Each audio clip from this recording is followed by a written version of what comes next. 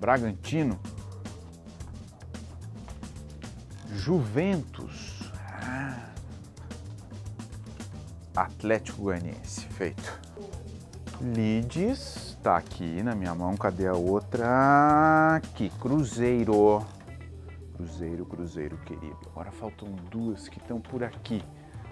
Aqui, ó, Atlético de Madrid e a outra Atlético Paranaense. Daria um campeonato muito louco isso aqui, né? Mas não é sobre isso que a gente vai falar hoje.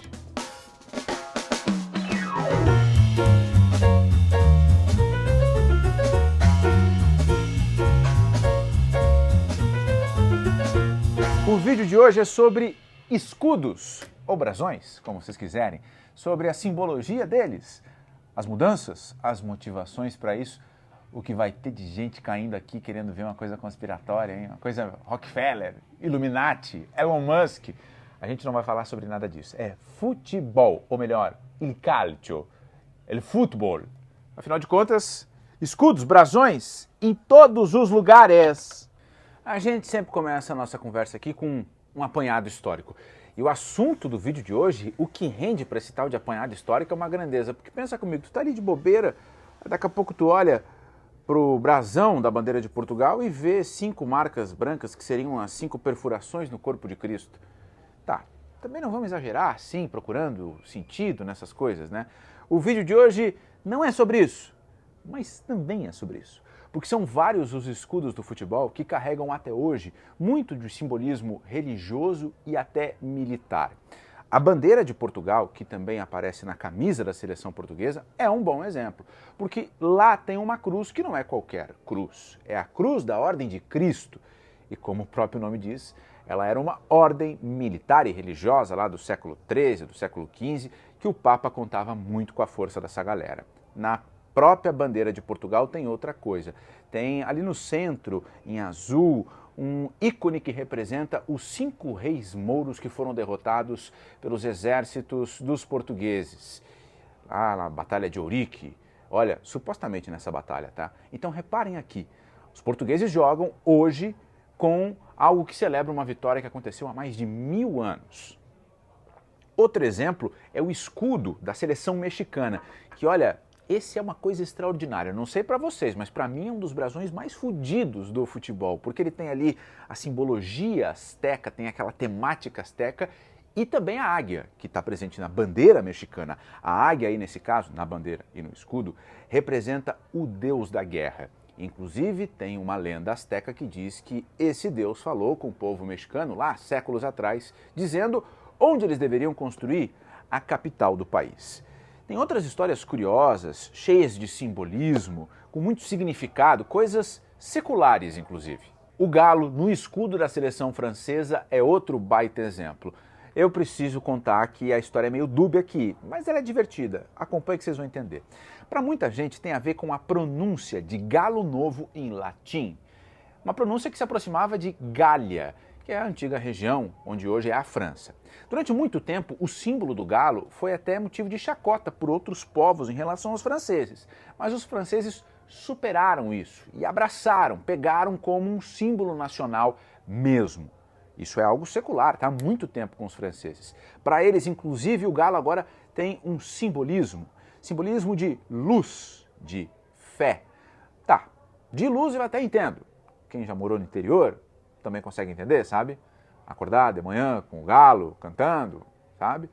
Agora de fé, eu não sei. Heráldica, presta bem atenção nessa palavra, heráldica, que significa o estudo, a ciência, que analisa a origem, o desenvolvimento e o simbolismo de brasões, de escudos. É óbvio que a evolução desse estudo, dessa ciência, ela vem muito antes do futebol, mas o futebol herdou essas coisas. É muito comum a gente encontrar clubes que criaram escudos para se identificar um povo, uma cultura, uma região. A gente vai colocar uns escudos aqui, né, diretor? Passando que talvez ao observar esses escudos, o que eu estou falando faça mais sentido para vocês. Vamos, e me diz uma coisa, tu não tem ninguém para dar um pitaco sobre esse assunto pra gente? História dos escudos? História dos escudos. Pior que eu tenho. O cara se chama Glauco Diógenes. Glauco Diógenes. Glauco Diógenes. Ele tem um canal aqui no YouTube chamado É Quarta-feira. Eu tô ligado, já vi esse cara. Então, vou mandar aqui pra ele. Glauco, meu bruxo! Tô com os brothers aqui falando sobre escudos, brasões de futebol, heráldica.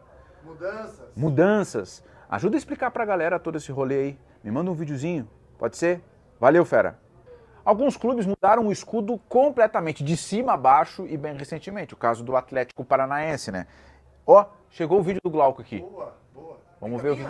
Vou te encaminhar, vamos ver o que ele falou aí. Piacere e Jeremias Mago aqui diretamente de São Paulo. Gostaria de, primeiro de tudo, te dar os parabéns e desejar muito sucesso na sua nova empreitada. Parabéns. Projeto muito bacana, que conversa de uma maneira bastante profunda com nós que somos apaixonados pelas camisas de futebol, pelos itens, a memorabilia esportiva. Bom, vamos lá, respondendo a tua pergunta sobre a modernização dos materiais dos clubes, eu acho que é um pouco de um mal necessário. Cara, com relação a clubes que mudaram drasticamente, você tem todo um apelo também de contexto e de moda, que vai enviesar para uma linha que a gente pode chamar de mais progressista e a outra mais conservadora. Pois é, o espectro político parece que está presente também na seara esportiva e não à toa. Existe sempre uma guerra, uma tensão, né? um cabo de guerra, vamos dizer assim, entre pessoas novas que estão entrando no mercado com um olhar um pouco mais, digamos assim, voltado para as questões sociais.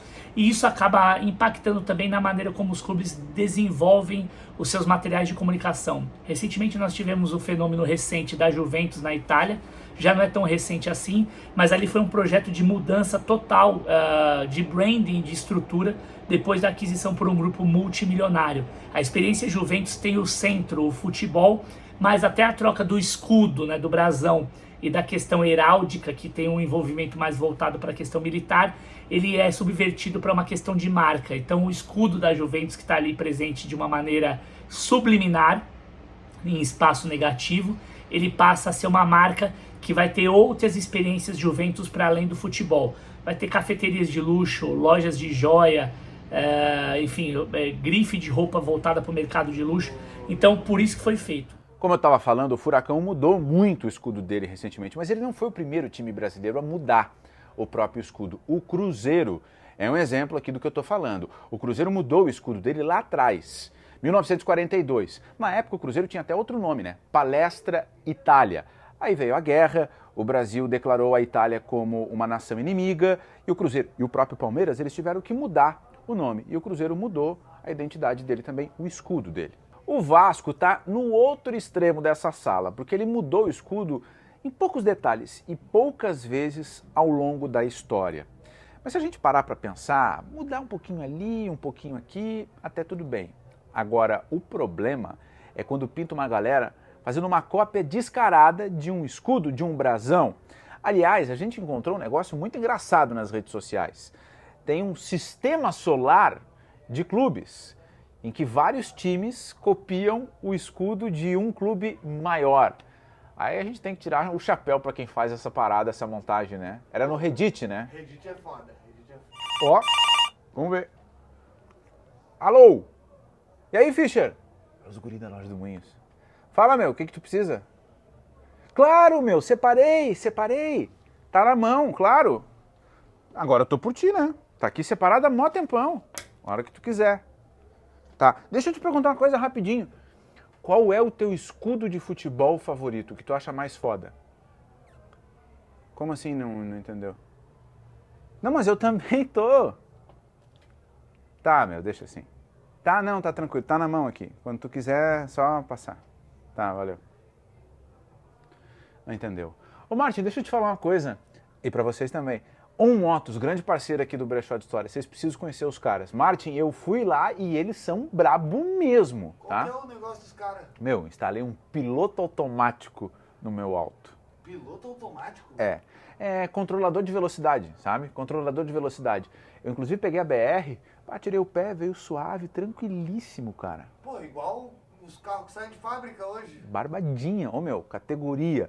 E vou te dizer, tá? Eles têm produto para mais de 300 tipos de carro. E se o cara não é daqui, eles mandam para casa da pinta e o cara pode instalar lá. Barbada. Caramba, mano. Vou te dar uma dica.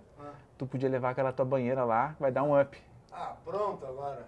O quê? Ele sabe que é uma banheira. Ele sabe que é uma banheira, fica se fazendo. O meu, leva lá, vai dar um up. A um Motos é fera. Do que a gente estava falando? Dos elefantes. Boa. Porque nem tudo nesse mundo dos escudos do futebol vem de algo religioso ou militar. Tem uma galera que cria um brasão mais clean, mais simples e funciona.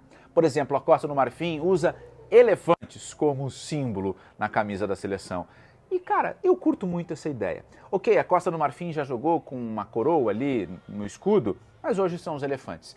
Eu gosto, os marfinenses também, mas não é só a gente, né? Tem também a Austrália, que usa cangurus. E além dos cangurus, também coloca às vezes o emu, que é outro bichinho lá do bioma australiano. Além desses bichos representarem aquela região dos australianos, para eles também tem uma simbologia. Para os australianos, tanto o emu quanto o canguru são bichos que andam só para frente, então significaria um avanço. Mas aí, vamos combinar que seria querer muito acreditar, né? Por falar em acreditar, tem outro escudo que eu gosto muito, do Grêmio Catanduvense. O Catanduvense está na série A3 do Campeonato Paulista, mas a história é boa, tá? Porque Catanduva é conhecida como uma cidade feitiço. A própria prefeitura no site oficial fala sobre isso. E qual é a tese aqui? É que os moradores de Catanduva são acolhedores, são simpáticos. E por isso ela é encantadora. Se é encantadora, causa um feitiço. E qual é o símbolo da cidade? Uma bruxa. E o que aparece no escudo do Grêmio Catanduvense? Uma bruxa. Mas aí, diretor, nós estamos falando de Catanduva, né? Deve ser muito lindo. Aí ele quer me complicar. Grande prefeito de Catanduva, estou esperando o convite para a nossa equipe passear e confirmar que a cidade é um encanto. E a Roma? Se vocês não repararam, o escudo da Roma tem uma loba amamentando duas crianças. Se vocês nunca repararam, por favor, não se assustem. Se vocês já repararam, também já devem saber dessa história, mas vamos contar para todo mundo. Essa imagem representa a lenda de Rômulo e Remo, os fundadores da cidade de Roma. Reza essa lenda que a loba encontrou os gêmeos largados dentro de um cesto num rio. Pegou, salvou eles e criou essas crianças que ergueram a Roma, que virou capital do Império Romano. Assim, a representação desse mito começou a ser muito comum em obras italianas e também passou a ser um símbolo da cidade de Roma e do time. Herdar símbolos de locais, de um povo, é muito comum, muito presente no futebol. Inclusive, tem uma galera que faz um baita de um trabalho. Eles são argentinos, mas são gente boa, tá? É o @PaladarNegro. A gente coloca na descrição o perfil deles no antigo Twitter, pode ser? Porque, por exemplo, eles fizeram uma associação da bandeira de São Paulo no escudo do Corinthians e da bandeira da Bélgica no escudo do Anderlecht.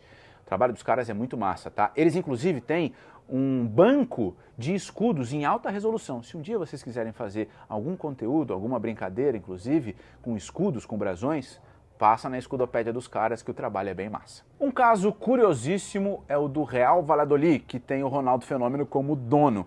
Eles têm um escudo clássico, cheio daquela coisa, como é que é, diretor? Heráldica. Heráldica, Tu tá? que falou pros caras lembrar e não lembrou? Pode acontecer. Vamos lá, ele tem muita heráldica. Na real, é um escudo feio. É uma árvore de Natal, mas vamos lá, tem muita heráldica. Para começar, tem uma coroa ali. Aliás, um breve parênteses aqui. Real Valladolid, Real Madrid e outros 5 times espanhóis, eles têm uma coroa. Eles ganharam isso como uma condecoração no início do século XX. Até deu uma reviravolta lá, mas eles voltaram a usar. Então, um seleto grupo de clubes espanhóis que usam o título de Real e uma coroa. O restante desse escudo é dividido em 2. De um lado, aparecem as chamas que destruíram a cidade lá em 1561. Boa memória, né? Não, tá no roteiro. E do outro, as cores que o Valladolid usa, o roxo e o branco. Também aparecem aí uma comenda militar dada para o clube depois da Guerra Civil Espanhola, a Laureada Cruz de São Fernando. E também vocês podem reparar que tem ali uns castelos representando a região de Castela. Ou seja, é sim um escudo feio pra caramba, mas que fala muito sobre a região de Valladolid, se comunica demais com aquela comunidade. Quando a galera do Ronaldo assumiu o Valladolid, decidiu simplificar, tentar deixar a coisa mais clean. E eles fizeram isso. Só que não combinaram com a torcida. Os torcedores do Valladolid ficaram pistola demais. Inclusive, repara no que eles fizeram nas ruas da cidade.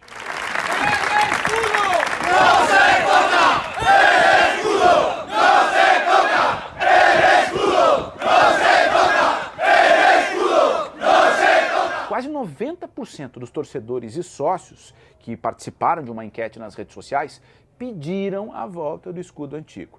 O Ronaldo não é fenômeno à toa. Ele sabe muito bem que a voz do povo é a voz de Deus. E o Valladolid voltou a usar esse escudo clássico.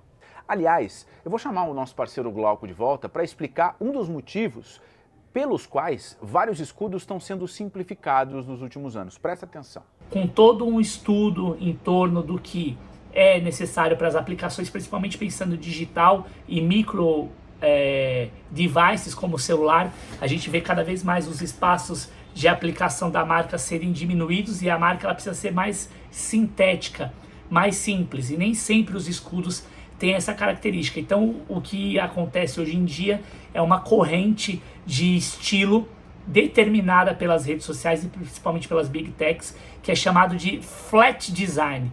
O Google meio que encabeça esse movimento no sentido de você produzir identidades de marca com cada vez menos cores, menos fontes, menos elementos, para você conseguir fazer com que ela seja possível de ser identificada sem perder a sua identidade e garanta a sua reprodutibilidade, ou seja, o mesmo escudo que vai na camisa, que vai na testeira do estádio, é o mesmo escudo que necessariamente ele precisa, como que eu posso dizer, ser aplicado dentro do digital. Vai ganhar cadeira nova então, Jeremias? Ficou sabendo, né? E não é qualquer cadeira, hein? Cadeira Cavalete, a gigante das cadeiras. Sim, eles têm mais de 1.600 lojas aqui em Porto Alegre e no Brasil inteiro. Pô, então nós temos que ir numa dessas aí. Cara, só me falar o dia, a hora que eu vou lá pra garantir essa cadeira. Sim, eu vou fechar tudo e te aviso. Aí tu vai subir de patamar, outro nível. Ah, não vejo a hora. Essa cadeirinha aqui que o Carlinhos tem é mal caída, né? Cavalete, tamo junto. O Leeds é outro que lá em 2018 fez uma mudança drástica no escudo dele. Saiu daquela imagem clássica de um clube inglês para algo mais ilustração. Os caras trocaram aquele escudo clássico por um carinha batendo no peito. Esse carinha ficou tosco, né? Vamos combinar. E eu tô junto com a torcida do Leeds, que fez um puta de um barulho por conta dessa mudança. A diretoria do clube sentiu o cutuco e horas depois de anunciar essa mudança voltou atrás. Meteu um xalalá dizendo que ia fazer uma pesquisa e tal de rebranding. Não, ela viu que ela tinha feito uma grande M, né? E voltou atrás. O que as histórias do Leeds e do Valladolid nos mostram? Que mexer num escudo de futebol sob o argumento de uma modernização é ok, mas não dá para botar a mão e fazer qualquer coisa. Tem que respeitar a cultura do lugar, a cultura das pessoas, a história e tudo que aquela marca, que aquele escudo representa. Tem um ponto interessante aí quando a gente fala em pensar sobre a marca do clube. Hoje em dia sempre vai ter uma apresentação conceitual para vender uma ideia, mas às vezes a ideia é bem simples. O atual escudo do Grêmio é um bom exemplo disso. Eu vou pegar aqui e já volto para mostrar para vocês. Durante os primeiros anos do clube, o escudo tinha o futebol aqui, ó, em destaque, tá? Só que lá pelas tantas, o Grêmio entendeu que ele não era mais um clube de bairro, um clube da cidade, ele estava crescendo, ele estava ganhando uma proporção maior. O roteiro diz que eu tenho que falar que o Grêmio queria internacionalizar a marca, mas não vou falar, tá? Mas a ideia aqui vocês entenderam, o Grêmio ele era maior do que inicialmente. E esse escudo parou de ser usado em 1963. E funcionou. Hoje a gente conhece o Grêmio e não o futebol porto-alegrense. Eu sei que vocês vão falar. Eu vou falar agora, porque essa ideia, esse princípio também está presente no escudo do Inter, que mudou com essa borda de catupiry aqui. O Inter também chegou num ponto da história que entendeu que as pessoas precisavam identificar ele facilmente e por isso colocou o SC Internacional na volta. Hoje tem muito colorado que não gosta dessa borda de catupiry, mas ela foi bem importante, assim como a mudança do Grêmio. Mas tem um fato aí, tá? Nessas mudanças drásticas, eu não estou falando aqui do caso do Inter e muito menos do Grêmio, que são mudanças consolidadas, mas outras mudanças drásticas, elas geralmente acontecem em clubes que se permitem negociar a própria identidade, né? Geralmente um clube empresa. O caso dos times que foram comprados pela Red Bull, por exemplo. A empresa vai lá e muda o escudo atrás de novos fãs. Mas aí se corre um risco muito grande de perder quem já tem uma conexão com o clube antes da parceira chegar, né? Tu conhece alguém que torceu pro Bragantino antigamente? Pior que eu conheço, cara. 2 caras que torciam pro Bragantino. Bragantino campeão paulista de 90, rapaz. Pô, qual que é o feeling dos caras atualmente? Primeiro que aquela camisa do Bragantino com VASP é sensacional, né? Aquela de 90. É, Clássico. fenômeno. Cara, a vibe da galera em Bragança é que assim, a Red Bull tá mudando não só o escudo, né? Tá mudando tudo no clube. Vai fazer um estádio novo, tá reformando o CT. Então, é óbvio que eles compram o barulho. Aliás, por falar em comprar barulho, a gente falou aqui no Brechó de Histórias sobre a Parmalat e como ela mudou a camisa do Palmeiras, né? Lembram dessa história? Se vocês não viram esse episódio, corre lá pra ver e faz o seguinte, se inscreve no canal, ativa as notificações, porque aí não vai babar, né? Vai assistir sempre quando sair um episódio novo. E a gente falou lá na história do Palmeiras Parmalat que o campo também ajuda. Se o time ganhar, a torcida compra o barulho. Que fique registrado, eu tenho a minha opinião. Tenho a minha opinião, mas não vou entrar no mérito aqui do escudo mais feio, do mais bonito. Se vocês quiserem ver isso, passem nas redes sociais do Brechó de Histórias, tá? Porque aqui no YouTube o que mais tem é tier list. O escudo mais feio, o mais bonito, o mais bizarro, o mais diferente, isso tem de montão aqui, né? A própria 442, a conceituada revista inglesa 442, fez uma lista dos 100 escudos mais foda do futebol. O de Sola também fez uma lista assim.